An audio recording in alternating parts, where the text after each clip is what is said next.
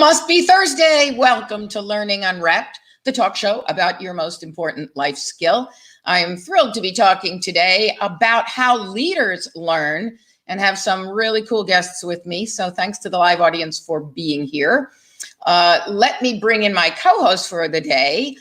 She is a woman who has worked with me for about 17 years now at our company, IDE Corp. And she co-wrote a book with me on leadership. So please bring in Tanya Bosco. Hello, Nancy. Hello, Tanya. How are you? I am great. Just like you, I am thrilled to be here and thrilled to talk about this particular topic, how leaders learn. It's so inspiring. It's a really good topic. It is. It's a juicy one. So we have a guest with us today who we have actually known for a bit. Because she is the co-author. The three of us wrote a book together on leadership. And so we're going to talk a little bit about that as we when we bring her in. But I heard about Julie Marks because you actually met her first, Tanya. And I have this framework called the Learner Active Technology Infused Classroom. And Julie told Tanya that she was the principal of a school. She was going to be the first Learner Active Technology Infused School in Florida. And I was like, oh, isn't that nice? And darned if she didn't do it. And I remember saying to you, no, she really is. She said she's going to. I know. And I was like, that's a big, tall order. But it does turn out that she has all of her classrooms running as really classrooms that are all about engagement, empowerment, and efficacy. And not only her classroom teachers in the core content subjects, but her phys ed, art, music, and she and her assistant principal run their meetings and their trainings in P.O.D as a learner active classroom. So it's very exciting. Julie is the co-author of our book, Students Taking Charge, the implementation guide for leaders. Please bring in Julie Marks. Hi, Nancy. Hi, Tanya.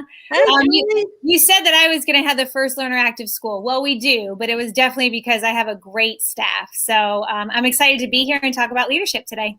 So we have to give a shout out then to Chester Taylor School in Pasco County, Florida, and shout out to Pasco County Schools in Florida.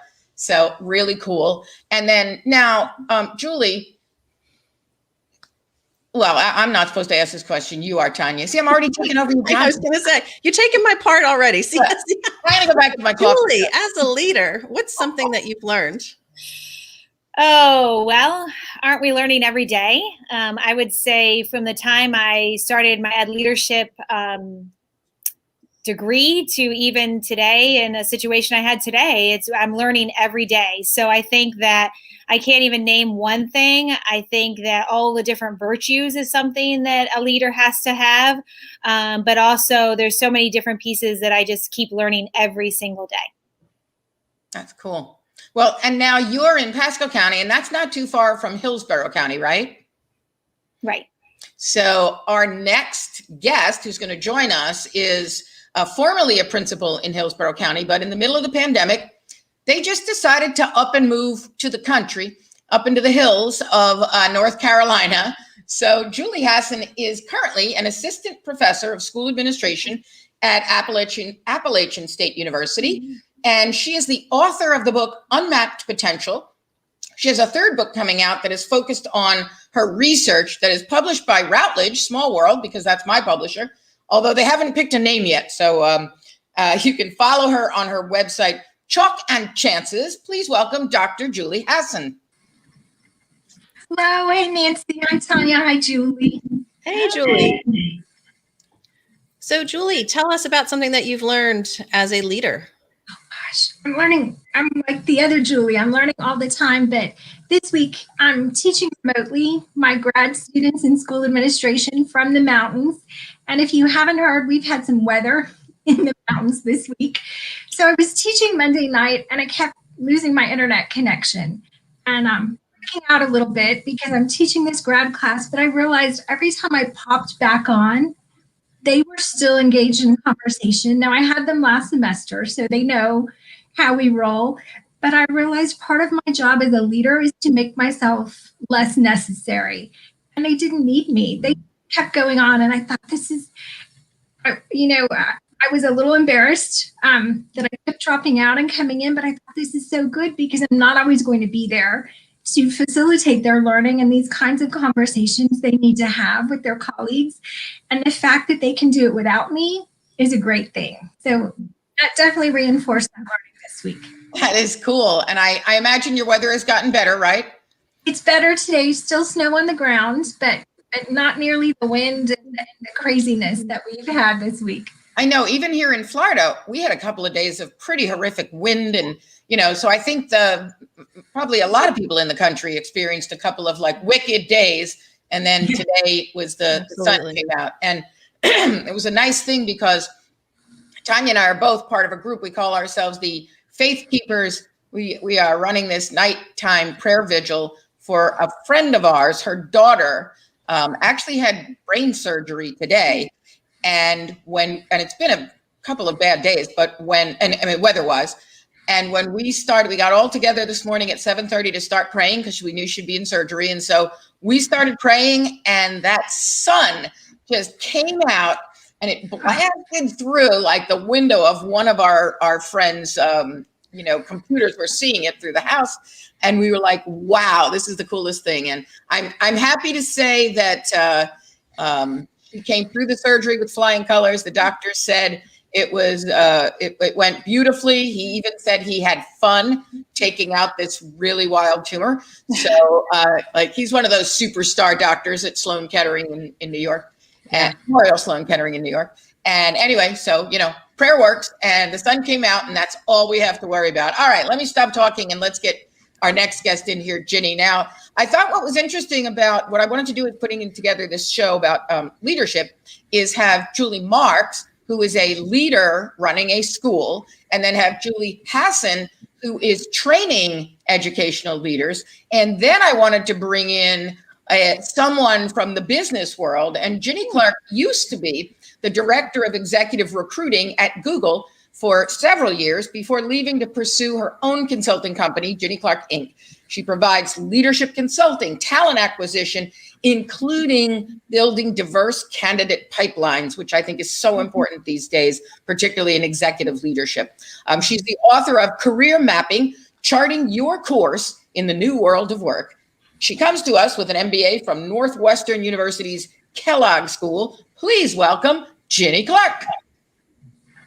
Hey there, Nancy. Thanks for having me. Hello, ladies. Thanks for being here. Pleasure. Hi, Ginny. Welcome.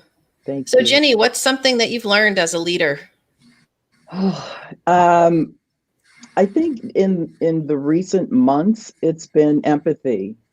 It's really tapping in and understanding. Just before I left Google in November, and I had a team of about 30 people, recruiters and others in the talent space. And really having to tap in and understand what each of them was going through, and realizing that, being at home brings lots of challenges depending on, do you have young children? Do you have another, do you have another working spouse at home? I mean, there's so many different dynamics that people are going through, trying to care for different kinds of people and their own needs, their own mental health needs. So empathy is what I've really been trying to be that much more aware of and conscious of. I love that. And as a leader, that's so important, always. It is. Yeah. Yeah. I was just talking actually to a district leader today, and we were talking about whether empathy can be learned and how we learn. And that might be something we want to tackle tonight, because that's some of that is a personality characteristic, and then how do you tap into that? So shout out to Cabrina, who I met with today, which was a wonderful conversation we had. We as you know, Tanya and Julie Marks and I had co-authored this book, and in it we developed 10 mindsets of leadership, and we really talk about even though this is an educational book, we realized that the mindsets really address what it's like to have any kind of leadership. We need to move from leaders being just transactional to how do they transform their organizations. we need to make sure that those that we are leading are engaged, but they're also empowered and they become efficacious in their positions, and on as you move through the list. So I thought we could actually start with, one of those. I'm going to start off with the surface innovation to deep innovation. When we think about leaders, how do leaders learn to just move beyond what's on the surface to really tackling what counts? I don't know. Julie Hassan, what are your thoughts? You're nodding your head. I am, because this is a topic that came up in my class recently. And what we try to do is have them take whatever we're learning in coursework and apply it to their own context in sort of an action research way. So they have to start with a problem or issue, and then we teach them to do a root cause analysis.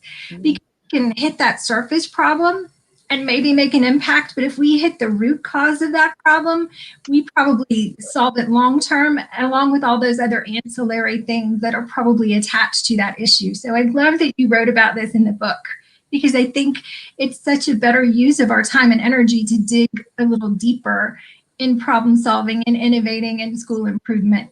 Yeah, I love root cause analysis, because you really have to get beyond trying to, fix a symptom to getting to fix what counts. Ginny Clark, what are your thoughts? Yeah, well, I love that too, because I'm a root cause kind of a person.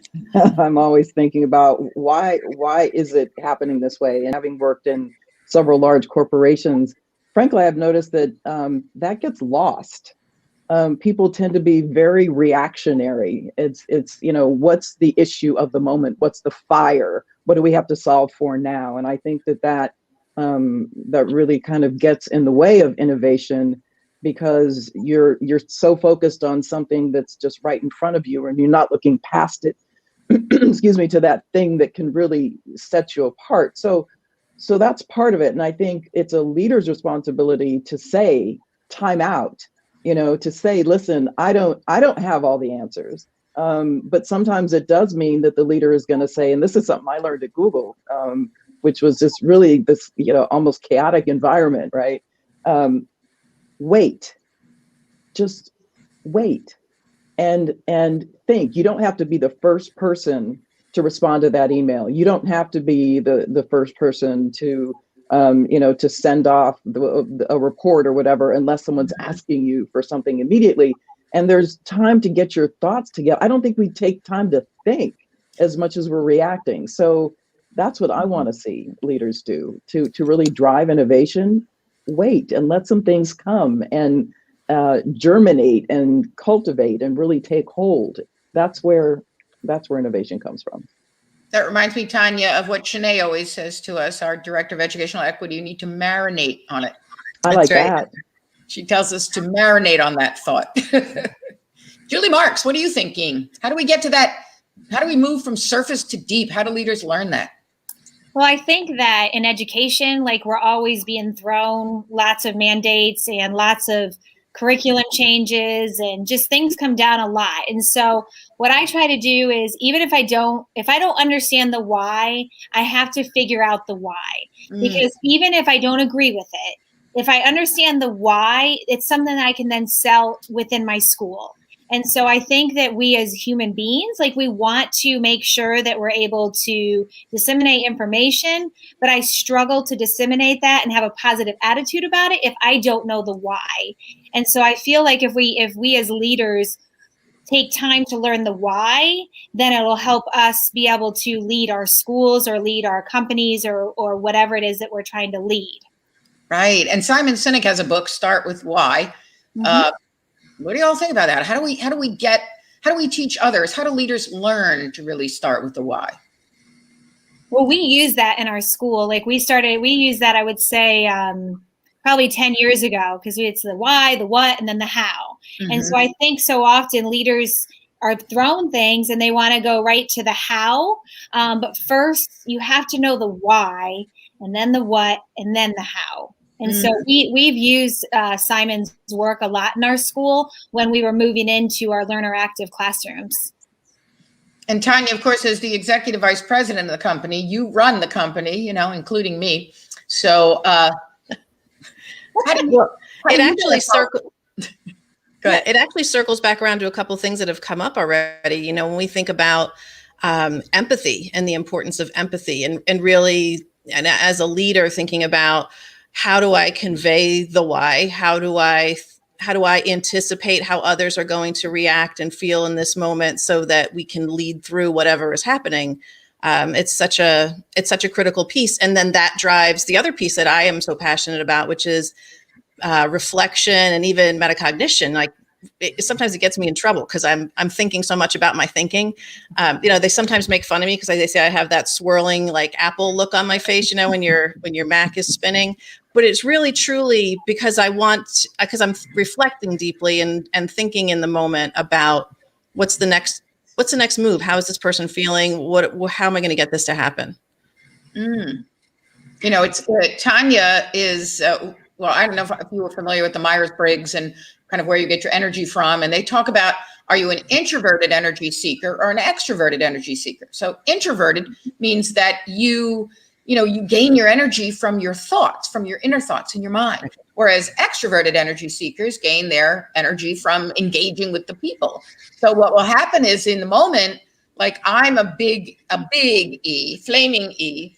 And so we always say, like, I think with my mouth. You ask me a question and there won't even be like a pause that I start talking, figuring out. Whereas Tanya is a very strong I. So we call her E.F. Hutton, if you remember the old commercials, because nothing will come out of her mouth and you'll be looking at her going. And then all of a sudden, Tanya will come out with these pearls of wisdom. So it's been very fun, us working together, because we've learned to play with that, you know, in terms of understanding one another. So I would love to hear if any of you have had similar experiences in leadership. How do you well, first of all, do you identify more as an introverted energy seeker or extroverted energy seeker? And then, you know, how do you deal with those who are like you and those who are different from you? I'll jump in here. I mean, I'm considered, I think, an ambivert. Okay, so that's kind of splitting the difference.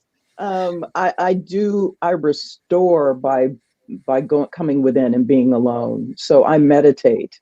I can be quite extroverted in a group and leadership, you know, situation. But I need to be with my thoughts and even transcend my thoughts in that meditative state and just allow other things to come in and download. So that's kind of how I tend to look at it. And I think I did have to adapt to other people's styles that I was leading and make sure that I was giving them space to do whatever it is. Much like I said, you know, you ask someone to do something. Some people are going to take that to mean immediately, and other people are going to take it to mean when I get around to it. So, you know, having to communicate in such a way that really does help people accomplish what it is that we all need to accomplish collectively. So I think that's just a small thing that we have to consider. Mm. And I can relate to Jenny on that. I feel the same way. I have to have space to recharge. And I think for me as an introverted leader, there were some gifts in that I'm a really good listener and a very careful observer. And those things benefited me as a leader. And I used to think being charismatic meant you were always on the table, you know, loud and crazy. But I think Nancy's raising her hand. I think charismatic has a deeper meaning than that. And we can be charismatic and we can draw people into our mission and our vision and still be quiet and still be listeners and observers and thinkers. Julie Marks, what are you thinking? Well, I too, according to the Myers-Briggs, am an introvert, and it's funny because my teachers, when they first found that out, they didn't believe that. And I'm like, well, I know I'm an introvert. When I get here, I have to be more of that extrovert. But my assistant principal, actually both assistant principals I've had are huge extroverts. And so this time of the day, especially, my assistant principal will talk. And she'll like read me and be like, Julie needs her time or her space. And so as a leader, I know what my strengths are as far as like being that introvert and how I then have to like take it out when I get here to work. But otherwise, like I prefer like being an introvert more at home. Well, and actually, Julie, the big joke that you and I had is I'm a big hugger, and Julie's kind of like we don't need to hug, but she'll hug me, but then her staff will say, like, wait a second, you're giving out hugs now? And I'm thinking with the pandemic, Julie, you must be in your glory. Mm-hmm. Like they've canceled hugs. Yeah, but my daughter's a big feeler, so she's giving we're still got the hugs going on. Yes, That's good. Yeah, your daughter, and I don't want to. I'm not saying anything negative about your youngest because I adore her, but so don't take this the wrong way. But I was thinking today, if she were a spirit animal, she'd be my spirit animal. Yes. I'm not calling your daughter an animal. What I mean is, hey, shout out, you know who you are. But yes, she would be my spirit animal because we are like two peas in a pod, and I don't know what either one of us are doing with you. But let's move on to talking on the leadership front. Years ago, there was a book by Joel Arthur Barker called Paradigms, and this is like in the 80s, I want to say. And he has a quote in there that says, "Leaders are someone you would follow to a place you wouldn't go alone." Leaders are someone you would follow to a place you wouldn't go alone. That's a pretty tall order for a leader, to have all of these people following you when they wouldn't go there alone, but they're following you. How do leaders learn to be able to lead people and at the same time nurture, take care of them, and comfort them as they take risks? I'll jump in again. I think there are two things that come to mind immediately. One is vision. So a leader is going to see this, let's call it a destination, probably before the others are. So it's the definition of followership, right? It's these folks that are willing to come along for the ride based on the vision that the leader can successfully articulate in such a way that people are buying into the vision. And the complementary piece is one of trust. And the trust, I think, comes from many lived experiences with these individuals, between these different people. But a lot of it comes back to, I think, this issue of empathy, and really a leader being able to tap in and be present and actually see and listen and hear and understand what someone else, what these followers, so to speak, what their belief systems are, and what they care about, their values. So there's nothing that is really assumed. It's not blind faith that a leader is asking for. They're asking for someone to have a level of trust and to bring everything that they have and make recommendations as the progression ensues to this destination. Julie Hassan, how are you thinking? I'm just going to say I agree with Jenny all night. Are you going to say that all night long? I do. But I hate that term soft skills, because really those are the critical skills. And like Jenny said, trust. We know what the components of trust are. Shannon, Moran, and Hoy have identified those in school for decades. So we can teach people how to intentionally embody those components. It's benevolence, reliability, honesty, transparency, confidence. And those aren't mysterious things. We can teach them how to do that, integrate all of that into their daily practice with intention. And also, we've got Gottman's work on bids for connection, teaching people to notice someone else's need and respond to that need. So these soft skills are not soft skills, they're critical skills, but they're also skills that we can teach. Anybody can learn to build trust and to build better relationships if they really want to. You're right, Julie. I never thought about soft skills as kind of sounding a little negative, and you're right. It's like, makes them sound lame, but they're probably the most important skills of leadership. Mm-hmm. Yeah. Now, Julie, we've kind of watched you and tracked you, and even watched your YouTube videos of you taking an entire faculty, shifting the way everyone teaches to be using problem-based learning and having kids scheduling their own time, and not a lot of frontal teaching anymore, et cetera. So clearly we got to see you as the embodiment of someone who took a whole bunch of people to a place that they might not have gone on their own. What's your magic sauce? Oh, I don't know. I think you'd have to ask them personally. I think that I'm pretty tough on the outside, but deep down, like they know, like I do care about them as people, as teachers. I think that when we like really go deep into our staff and where we are, like I always say, I'm never going to ask anybody on my staff to work any harder than me. I'm not going to ask you to do something I want to do right next to you. And I think I've modeled that along the way. And that's where you develop that trust. So I can tell you to go do something, but if I've never tried it myself, I mean, I've been in classrooms all year, co-teaching and working side by side with teachers. And so they know that I'm going to help them and support them along the way. And so even when it has been tough and it's been very difficult this year, we still, like in our school, it's a joke. As soon as you get comfortable, Julie's going to come and push you a little bit more. And I think that's why our school has been successful, because number one, I have that growth mindset, but my staff has that. They know as soon as they get comfortable, I'm going to push them a little bit more to be successful. And they really have been extremely successful. And how do you do that throughout in all of your situations? How do you get to that point where a leader knows how they can push, but yet not push people too far? Is that for me still? Sure. Anybody? I just think that you I'm have trying to to start know, a conversation here with a group of eyes. I understand. I think you just have to know each individual. Like some are going to be ready for that push. Some are going to need to be, supported more along the way. Like you have to know your people and know what they're ready for. In order to be successful. Like we have this joke, it's not in my zone yet. I'm not ready for that yet.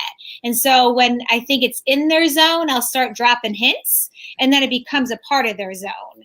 And so I think that's where we start.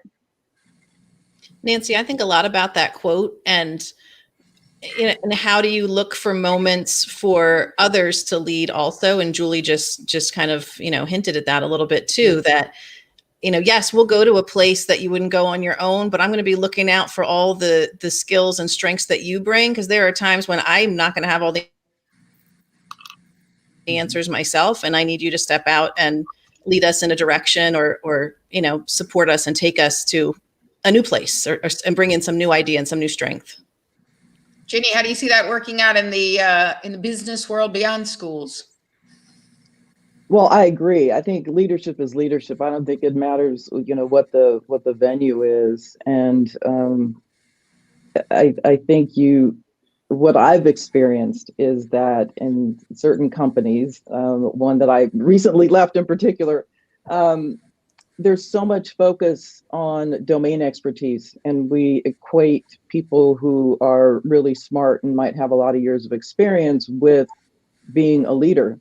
And I think it's incumbent upon the organization, the senior most leaders, to really make sure and hold their teams accountable for in making sure that the leadership competencies are actually there.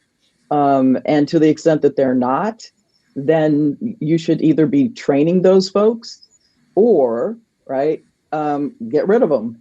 I think it's just that simple. Because I think you can, if you don't have healthy individuals who really appreciate what it means to lead, then you're creating ultimately a pretty unhealthy culture, right? That's that ubiquitous term that everybody wants to point. Well, what's our culture? Well, you can put whatever on a website, but if you don't have leaders who really embody that and live that and believe the foundational elements of it, then you're not going to have a healthy environment. And so, as a recruiter, that's been my training for 25 years. I'm focused on the competencies, which are leadership competencies. It's how do you lead, not just how smart are you, because there's no correlation between one's degree and one's ability to lead. Mm-hmm. Yeah. Now that's a great point.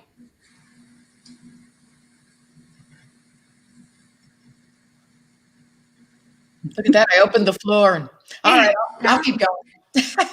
Well, Nancy, we should circle back around to the empathy point, because you said, oh, let's come back to that.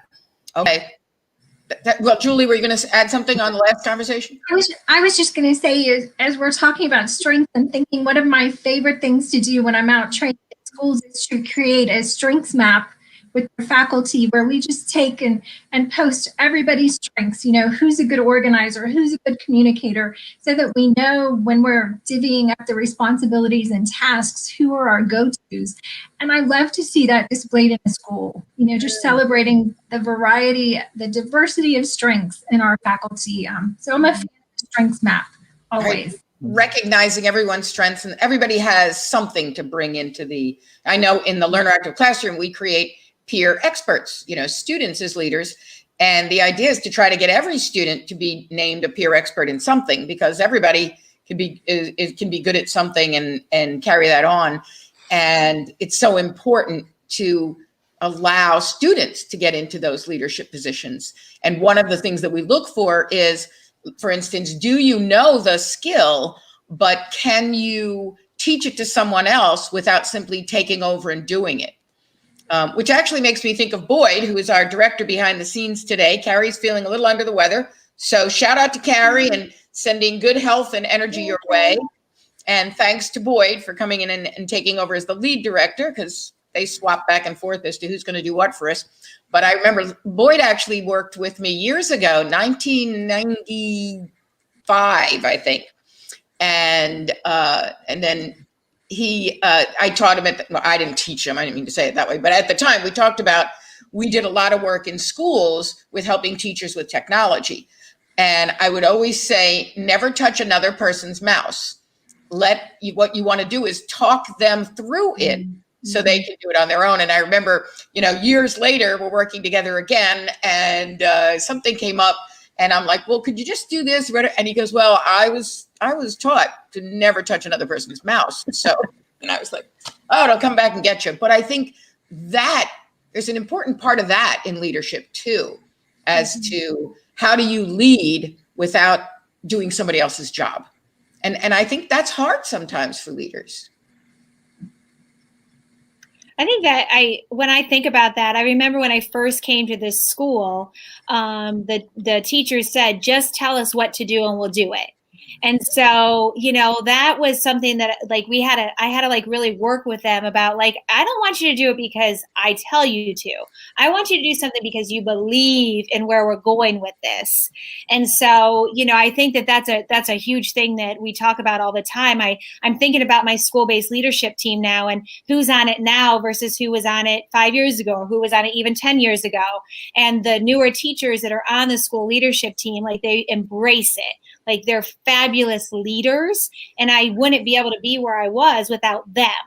But I think just like what somebody did to me, you got to tap into their potential and let them know and give them that hope that they're good leaders. They're not just good teachers in the classroom, but they're good leaders overall, not just for their students, but for the staff as well. Yeah, and that whole idea of as we talk about moving from engagement to empowerment to efficacy, not only have you done that with the students at Chester Taylor School, but you've done it with the teachers, that I would imagine your teachers feel very efficacious, that they can take, you know, charge of things, and that you'll turn to them and say, well, what do you guys think we ought to do? And then, you know, and I know that there are some of your teachers who will come to you they'll say, like, well, we're going to Julie because we think we should do X, Y, Z. Let's go and, you know, give Julie our plan. And that's powerful, because I don't think anyone thrives in a situation where they're just sitting around waiting to be told what to do. All right, let's round back to what Tanya was saying before. Can you build empathy? Can a person learn empathy? Oh, Julie Hassan, I see a vigorous nodding over there. Definitely. I mean, I'm a fan of Robert Pienta, who is the teacher-student relationship guru, and he has so many strategies for how to build relationships with students. And I think it's developing that awareness of students' needs. And there's specific strategies for how to do that. So whether it's a facial expression or something more overt, just noticing when a student communicates a need to connect, bid for connection, and then deciding to respond by turning toward that bid. develops empathy, but also develops trust between the student and the teacher. So absolutely, I think we can teach leaders and teachers and kids to develop that kind of responsiveness. Do the rest of you agree? Can you teach empathy? I'm not sure. I'm hopeful. I actually think it starts with self-love. And so I told you I meditate. So I'm big into this sort of, some of the non-cognitive stuff, because I look at people holistically, and I don't know that our organizations, whether it's educational organizations or corporations, are oriented to have that holistic perspective. Because I think and I have a 25-year-old son who has suffered from anxiety, and I saw it among many of the millennial and Gen Y and Gen Zers on my team, a lot of anxiety and other mental health issues. And I think a lot of those things stem from a lack of self-love and a lack of self-awareness. And so if we're not talking about those things, then they are taking root, and they're getting worse in some cases if we're not really paying attention. So I fear that if I personally am not at peace with myself, it might be difficult for me to have true empathy for someone else. I'm not a psychologist, so let me just say that. So this is just a perspective that I have. I'm hopeful because I do think people are fundamentally good. But I think a lot of organizations are not nurturing. In fact, many discourage feeling and having emotional expression, if you will. It's data driven, it's fact based, but we're human. So I think we need to really allow ourselves to tap in and cultivate more of our humanity and empathy. I like Lauren Francescan put up a comment that said, isn't empathy, there it is, isn't empathy what all toddler shows try to teach? And it's true. We try to teach little children about looking at the other person's situation. How do you think they feel? That would always be what my dad would sit me down and saying, how do you think that other person felt? Which, you're right, we do work to build empathy in children. Can we build it in adults?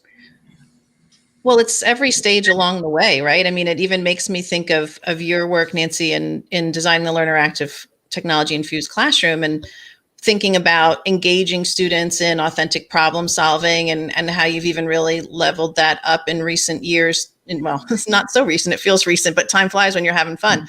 So about 8 years ago, when really getting into design thinking, and a critical component of design thinking is thinking with empathy. Who is your audience? Who are you going to create this solution or this design for?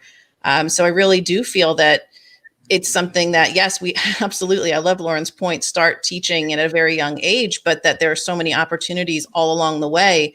And it's a matter of bringing it back to the forefront. And as leaders, there's opportunity there, right? Like to always ask that question, so who are you creating this for? Who are you solving this problem for? And what would happen if we didn't solve this problem? What would happen if we do?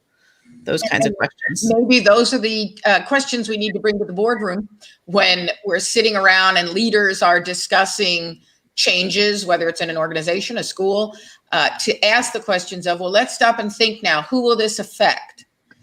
What is the impact of us not doing this? What is the impact of us doing this? If we could come up with a set of questions that cause everyone to stop and think about the effect on others, we might be able to get people to tap into and I like what you said, Ginny, in terms of you're hopeful, tap into that empathy that we have.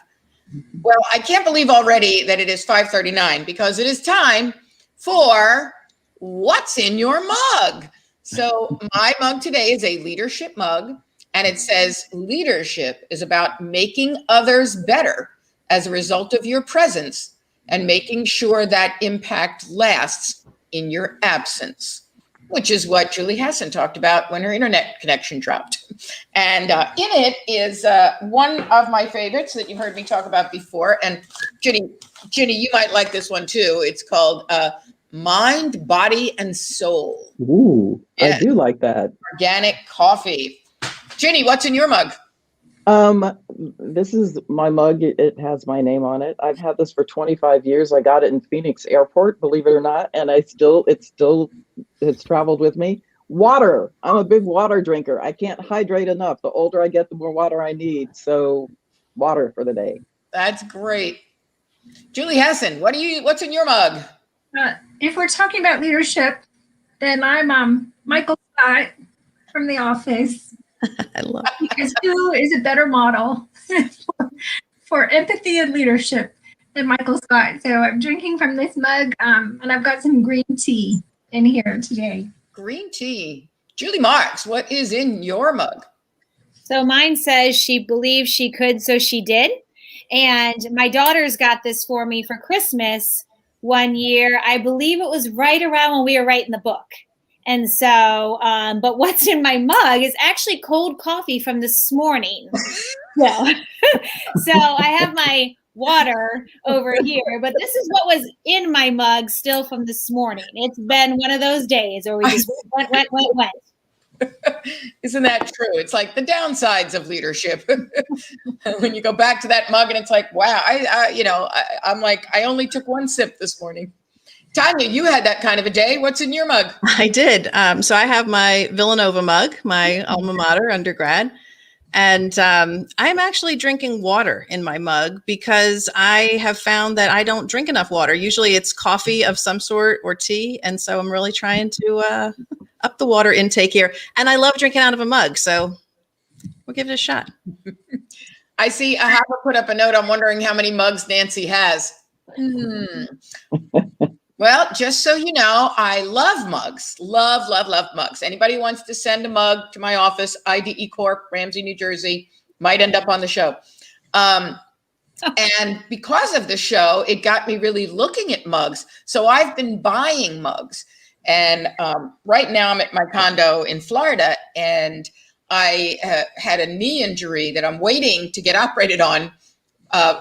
It was last February when we were talking about the need of an operation, and then COVID hit, and I really can't get the operation until COVID is done and I can get vaccinated and get back north. So that'll be sometime in July, I think.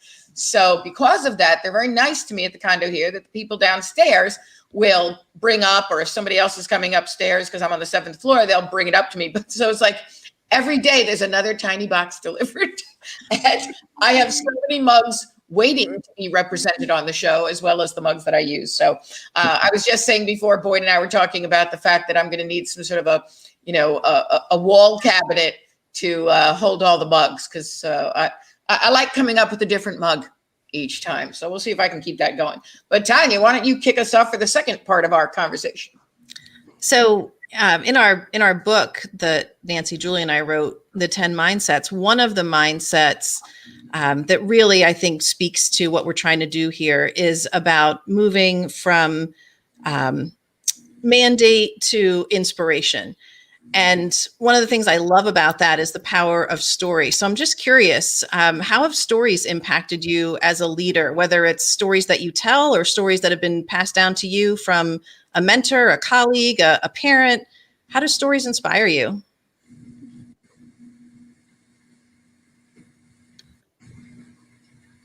I guess I'll go again. Go ahead. I'm a big storyteller myself. And, I saw that, Jenny. I thought you might have a thought. Yeah. I also love a book by Daniel Pink called A Whole New Mind. I think it was 2006, maybe. Yeah. Where he really talks about the art of storytelling. And it's something that I think is increasingly important for so many reasons. I mean, the historical references, but one of the ways that I used it with my team as a leader was just in sharing who I am. And again, I go back to the who you are versus what you do. And I think leaders don't often share. It's like, what do you stand for? Who are you? And as an executive recruiter, I know that that's what I'm doing when I'm interviewing somebody. That's the essence of competency-based interviewing, It's the how did you do something? And part of what I'm trying to extract is I want to know who you are, not just the stuff that the accomplishments on a resume, but how do you think? And stories allow you to do that. One of the things that I have in my book and on my podcast is around building a narrative. And so when people are looking for a job, they're trying to think about what's coming next. I'm really urging them to write out the narrative. Don't just go to your resume with this list of stuff that you've done, but connect the dots for me and help me understand what you were thinking and why, and remove the judgment and just allow your story to come out. And I think it can be quite cathartic for people sometimes if they hear themselves telling their own story. There's richness in that. And then there's richness in just taking the time to listen to somebody else's story. And what might that do? Give you some empathy for someone else if you really take it to heart, just to weave some of these things together. Yeah. Love those connections, Jenny. Sure. Mhm. Julie. Julie. You say, I'll follow Jenny because all I want to do is say ditto what Jenny said. For me, I'm a qualitative researcher, so my data is all stories. And I've spent the last almost 5 years talking to people about the teachers they remember. And they always tell you a story. And so hidden in those stories are lessons and themes. And I've tried to pull out from almost 400 stories, what is it that teachers say and do that makes a lasting impact on students' lives? So I think stories have lessons if we dig a little deeper into them and find out, what those models are from the people in the story. So you're not going to give away what you learned because that's your next. I would talk about it all night, but I can tell you in a nutshell that once I laid it all out on the table in my crazy Jackson Pollock analysis way, it fell into 3 really clear categories. They make people feel safe and seen and stretched. And I haven't found an exception in the data yet. Right. That's true for leaders as well. I think if we interviewed people about leaders they remember, we would come up with the same categories. Safe and seen and stretched. I love that. That's a good takeaway for me tonight. Safe and seen and stretched. Mm-hmm. I could talk about it for days, but I'll spare you that so we can move on. We might have you back on another show when the book comes out. Julie Marks. Well, I think it's interesting because today I had an assistant principal from a middle school that is wanting to be a principal at the elementary level. So she came and shadowed me for the day. And I think the whole day was around stories, how we got to where we are now, where we started. I showed her where I climbed a tree one time in the first couple months of me being here. And then that tree was cut down the next morning. And so I think stories are what we create every day, whether it's through leadership, whether it's going into classrooms, whether it's with the teachers. I think everything that we do is building stories. And it was really cool today to have her here and really think about where we were just 11 years ago and where we are now and the story that we have to go with it. And stories are so inspirational. And Tanya, going to that instead of mandating change, inspiring change, it reminds me of Saint-Exupéry, Antoine de Saint-Exupéry, who wrote I'm calling it Le Petit Prince because I learned it in French. Ginny went to school for French, didn't you? I was a French major, yeah. All right. Yeah, So she knows. Mm-hmm. I read Le Petit Prince, but it would be The Little Prince. And there's a great quote that this author has. And he basically says, if you want to build a ship, don't gather people together to collect wood and assign them tasks, but teach them to long for the endless immensity of the sea. Mm-hmm. And so how do leaders learn to teach their followers to long for the endless immensity of the sea so that they all get on board and start building a ship? I think you have to believe it. I think you have to show belief. There was so many teachers or anybody that you lead, whether it's in education or outside of education, that I don't know if people believe that they can do some of the things that we ask them to do. And so I think it really starts with belief in that I'm asking you to do this because I know you can. And I think if we show that we have belief in our staff or the people that we're leading, then they're going to do everything they can to be successful. I think a good connection to that, and Ginny brought up, I think it was Ginny mentioned Daniel Pink before, but he uses in his book Drive, what motivates us is autonomy, mastery, and purpose. Mm-hmm. And that's really so connected to what you just shared, Julie, and that's really what everybody seeks. And so the more that we can provide that and help people to find it, right? You can't really even provide that. You just have to help create the conditions where everyone can find that on their own, is so important for leaders. I think too, go ahead. Go ahead. Well, okay. I also think that we can't go, I can't say that it's easy, like that part is not easy either. It's very intentional.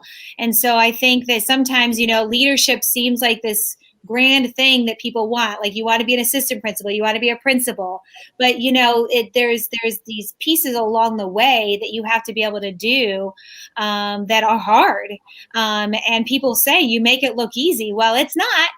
Leadership is not easy. And there's been many days where I'm sure all of us on here have cried and second guessed ourselves, and we have to get up the next day and know that we're doing what's right by children or by our employees. Yeah, I would just add to that two things. One, vulnerability. I think leaders need to model that and really say, look, I don't have all the answers. I don't know what's going on.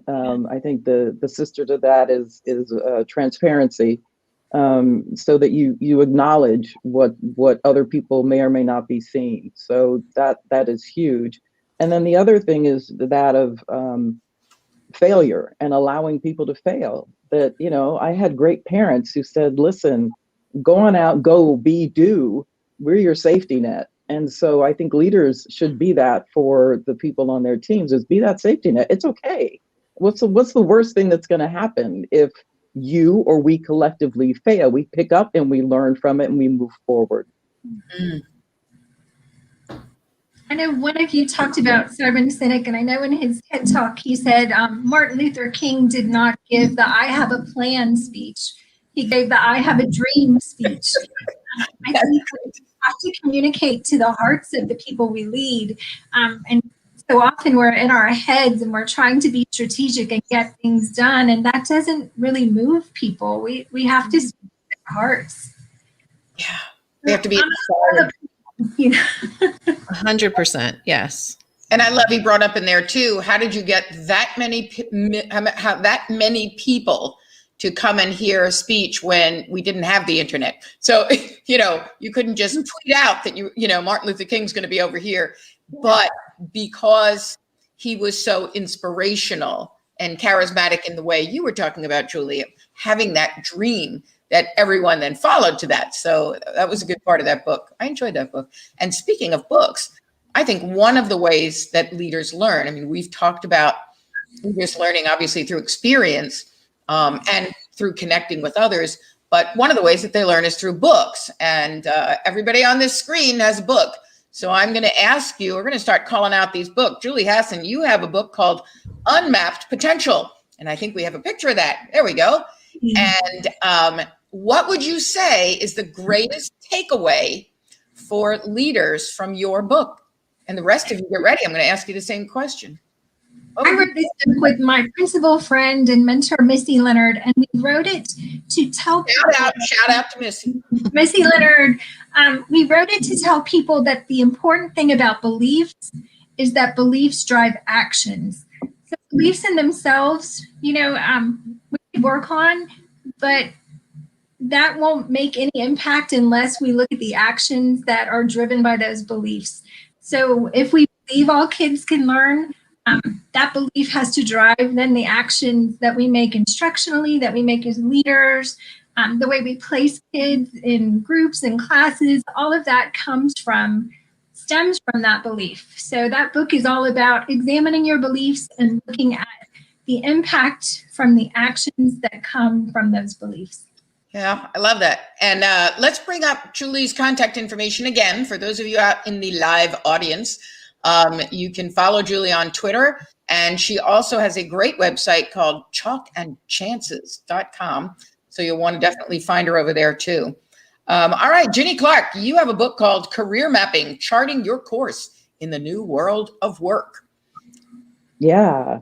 Yeah. And Away. book, I'm sharing what I learned after being an executive recruiter in one of the world's largest search firms, and took the framework and applied it to what an individual needs to be thinking about. So for leaders, and I created, I might have mentioned this, Google's internal mobility program for its senior leaders based on the book. I really use that framework. And guess what? Competencies is the through line in that as well, where I really want people to understand, what are you working with? And can you articulate those deconstructed elements of what you've done to describe how you've done it? And then don't set limits and just look at what's out there. Instead, from the point of yourself deciding what it is that you want with these assets that you have in the form of competencies, to create what it is that you want, because you can attract it to yourself. It's not just, please select me for this job. It's, here's what I have. I'm going to go create something for myself. You're definitely a meditator. I know. It's obvious. Me too. It's attract what we want. So wait, put up Ginny's contact information again. So those of you in the audience, you can follow her on Twitter, and ginnyclark.com. You can head there to find out more, including, Ginny, just give us a little a tagline on your podcasting. Yeah, fifth dimensional leadership. Real quickly, 5 dimensions are: know yourself, speak your truth, inspire love, expand your consciousness, and activate mastery. So that's what we're talking about with a bunch of really brilliant leaders. So definitely people should go. I was listening to your podcast and it's awesome. So definitely head over there. Julie Marks, what is the biggest takeaway from your book? Well, first of all, I'm going to be with me. We were doing a little book shaming over there with Julie because both Tanya and I had our books. Yeah, I know. Well, first of all, I'm going to be getting on Ginny's podcast. I'm excited to be a part of that now. I can't wait to listen. I think the favorite part of that book, first of all, the book was a lot of fun to write with you two. Because anytime 3 really amazing women hang out on a beach and start knocking out a book, how can it be bad, right? That's right. It was great. I think the chapter I like the best is when it's talking about becoming a warrior and advocate, because I think as leaders, we can't just roll over and accept. I think we have to be able to, if this is what we're being told and it's going against our grain or something that is a belief system, we have to figure out, like, what is that why? Like, how can I advocate for my staff? Like, we're doing this type of work here. And so I think a lot of times we feel in education that we're helpless, and we're really not. We really can find ways around or be able to advocate better for our staff, for our students in the end. So I think that's the best chapter out there. All right. And Tanya, what's your biggest takeaway? Oh, wait, I have to go back to that. Julie, you can, Julie's Twitter handle has her at Chester W. Taylor Elementary School Principal. And she doesn't have a website you can go to because she's too busy running that school. But if you're ever in Pasco County, you head over there to that school. It's a pretty amazing place because you're watching little efficacious students from kindergarten up. I remember, walking into the kindergarten after a couple of weeks of school, and these kids are going around, they have their little choice boards and they're putting on what they plan to do. And they need to learn how to do something. They take the iPad and they, scan a QR code and they start. So you want to talk about a place that's building efficacy at the youngest of levels, and that's Julie's school. And we actually do have on our YouTube channel, I don't know if we have that link to bring up, but on our YouTube channel, wow, look at that. You can go to the playlists, and there is a playlist for Julie's school, because one of the things that you did, Julie, which was so powerful, is you filmed a video right after you read my book and right when we were first starting. Then you filmed another one at the end of year 1, at the end of year 2, at the end of year 3, at the end of year 4. So you could literally watch the progression. And I remember too, watching the teachers at the end of year 1 who are saying, like, it's a lot, and they're like, but you realize what a 5-year-old can really do. And then you saw at the end of year 2, I said to Tanya, I'm not sure if we can use this video for promotional purposes. They look like they've been, dragged. Yeah, I was like, oh my God. But then by year 2, they were like, we got this. And, by the end of year 4, they're just like, this is the way life is here. So you can definitely go to our YouTube channel and watch the videos from Julie's school.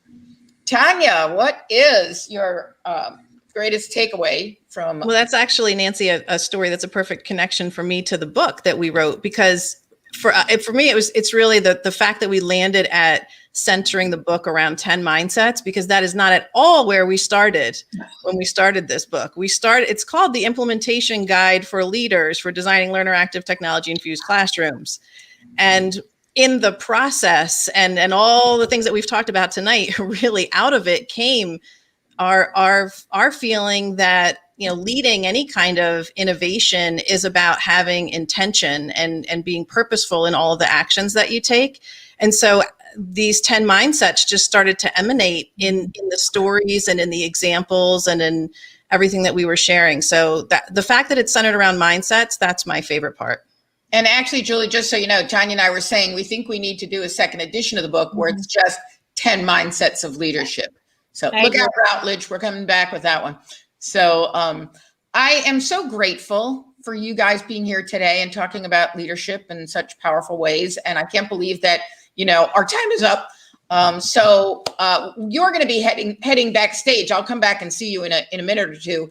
But thank you so much for being on the show. I really appreciate it. I love you guys. I will see you soon. And to our live audience, thank you as always for your comments, for sharing. And we always end up with the kids of IDE. So let's have the kids take us off the show. When I grow up, I want to solve the problem of not having enough joy in the world. I know I can solve this problem through Disney Imagineering and Walt Disney World. They brought me so much joy, and I want to give that back to adults and children alike so they can all be happy and just have a great time. Do you have any advice for your teacher? No, she's doing a great job. I taught myself today was I know a couple of U words like utensil, underpants, unicorn, unicycle.